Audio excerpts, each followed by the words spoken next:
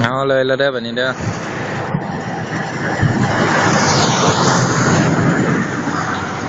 ก้อนที่ได้รวมมันนี้รวมนี้คือมาใส่ก้อนการเขียนไปปลูกต้นไม้ปลูกดอกไม้ทางหน้านี้แต่ว่าที่ถ้าเอาดินทุ่งนาของไอ้บนมันจะมาให้ไม่ที่หินก็เอามันปลูกต้นไม้บ่ได้แล้วก็เด้ๆก็มันจะเป็นไปตามนี่ข้างหน้าเราถมแล้วหมดแล้วเนาะวาดมาที่นี่เลยนะพวกนี้ก็ยังเชี่ยวดินมาใส่ไม้เอาดินทุ่งนามาใส่มันจะมาปลูกต้นไม้ได้มันจะไม้อีก2 รถนะใส่นี่นะแล้วก็เลี้ยวบนหัวแล้วสร้างที่มาเฮ็ดให้มันเลี้ยวยังมันปากท่อเรื่องทางถึงพุ่นทางนี้มันเลี้ยวแล้วปากท่อนะนี่เขาจะว่าเฮ็ดประตูแล้วก็โบกทางหลังน้อยนึงแล้วก็เลี้ยวดิเบิ้งข้างในเลยแล้ววาดไปทางในนี่เลยต้นเสานี่เป็นอะไรฮะต้นเสาอันนี้มันทางในผมเลี้ยวเรียบร้อยแล้วผมเลี้ยวเรียบร้อยแล้วปรับแล้วเกี่ยวแล้วเป็นน้ำบาดาลโอ้ยย่าไปพูดเลยก็ได้ประตูนี้เขามาเบิ้งแล้วนี่นะประตูนี่นะแทกเรียบร้อยแล้วเล็กนี่อย่างของเขาเบิดนี่อย่างเรียบร้อยประตู4 ป้องนี่27,000ประตูใหญ่เลื่อนทางในประตูใหญ่นี่เลื่อนทางในเบิ้งหัวเสาทางเทิงอยู่เด้อประตูใหญ่นี่เลื่อนทางในแล้วก็ประตูนี้แล้วก็ประตูนั้น4 ป้องเอามาแทกมาอย่างแล้วบอกเขาแล้วว่า27,000อีกจาก3-4 มื้อแล้วเขาซ้ำเรียกแล้วเขาสิมาเฮ็ดให้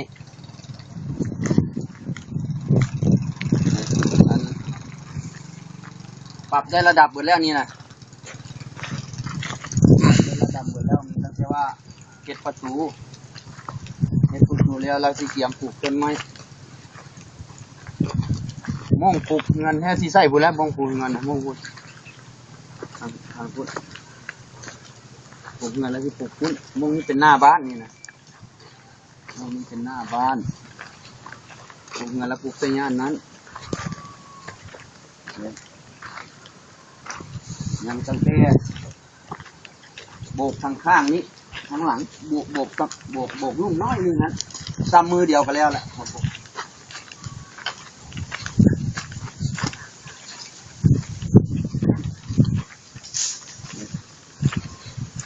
ทางในนี่โบกแล้วหมดแล้วนี่นะเรียบร้อยหมดแล้วเดี๋ยวเบิ่งเห็นหัวเสางามมั้งวาดไปหัวเสาไปหุ้นไปเห็นว่าบริเวณไปเงินบ้านนี้ทั้งวันเลยอยู่ว่าทางก่อน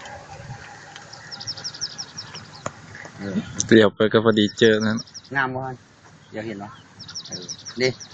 อันยังนี่เขาไปบุญแล้วบุญหัวขวาแล้วเขาจะมาซ้ำนี่ให้เนี่ยดิลงมาพี่ก็ได้เองแล้วออกไปเลย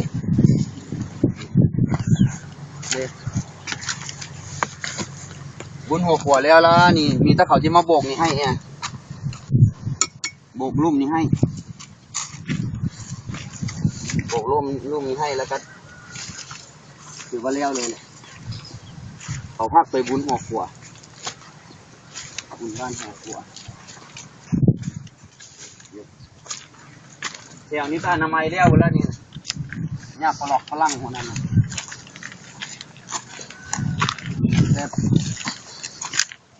เก็บประตูแล้วก็มีตั้งแต่ที่ปลูกเงินนั่นแหละเก็บเลย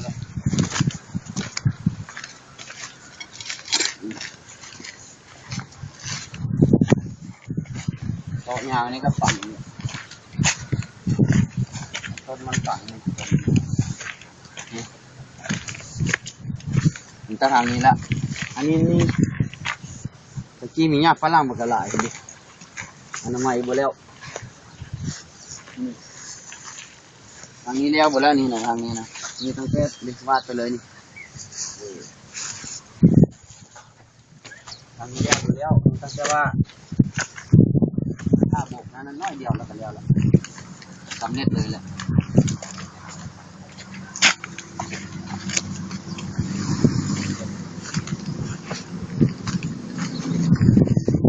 อันนี้ก็มีตั้งแต่เอาไว้นะ น้อยนึงเหลือเราจะไว้ขึ้นมันเลยเหลือกองที่ทรายที่ดินบล็อกนี่ได้ใส่อยู่ใส่เพื่อให้ปากท่อกันเคลื่อนเรื่องนี้ตอนนี้แล้วนั่นอันที่กำแพงอีกแล้วนั่นนั่นเลยอันนี้ทางเข้ากองนี้เบิ้งทางวาดไปทางนี้ก็ได้วาดไปสิงามบ่ท่านหัวเสาฮะงามนี่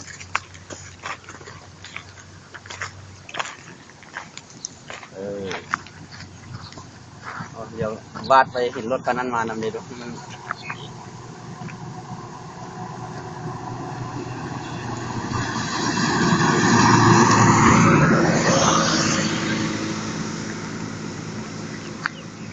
ทางเขาก็มาอย่างนี้แล้วก็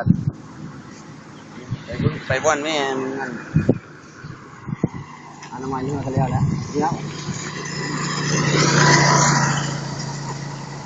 คันนั้นนี่ก็ปากท่อนี่นะนี่เสียตันเสียนปากท่อนี่เสียตันเสียนปากท่อนี่แล้วก็แล้วเลยล่ะนี่ปากท่อนี่เฮ็ดแบบนี่นะเฮ็ดแบบนี้มานี่นะดินบล็อกอยู่นะท่อมานี่แล้วก็ขี้ดินลงนี่ให้มันเป็นหนทางง่ายแล้วก็แล้วแหละนี่วาดไปกินเลย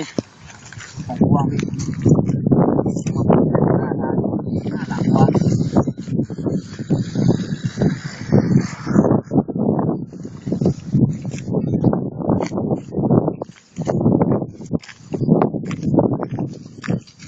แล้วว่ามันเข้าไปมีทั้งยักษ์ฝรั่งมันแปลนแล้ว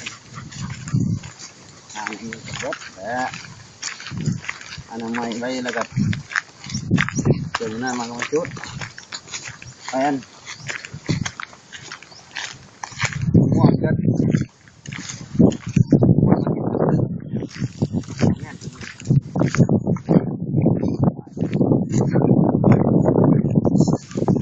แต่อนามัยนี่แหละมือแรงฮันละเพื่อที่อนามัยฮะมองฮะอนามัยมองเกี่ยวพุ่นอ่ะอันนั้นคะแนนของเฮาคือเก้าดิ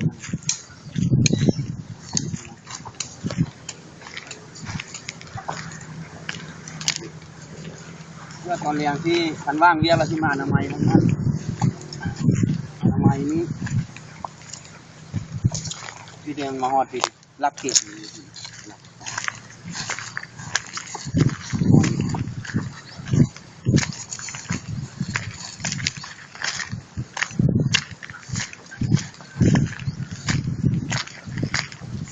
ได้อนามัยไปพูดเลยแหละคือได้อนามัยม่วงนี้แล้วก็แปลนเบิดแล้วก็งามตาแล้วแบบนี้หักลำบ่อันนี้เงินไม่ทำใช่ไหมใบให้ไปเบิ่งดูเงินไม่ทำเงินไม่ทำเก้านะชื่ออะไรบ่บ่นาทูมีฮะมีก็หมักตาลก็หมักน้ำนมนะชื่ออะไรตัว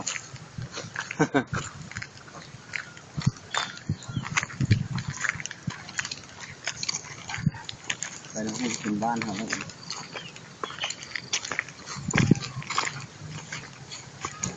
ล้วแล้วนี่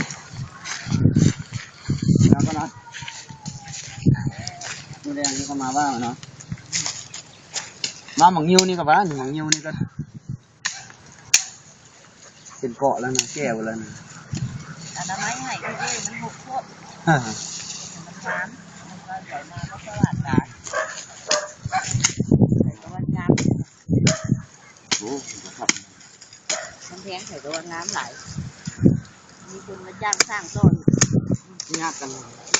สร้างมาให้ถึงลูกนี่นะขายคือได้แต่ว่าโอ้ยจ้างมาที่ไหนโหลูกโต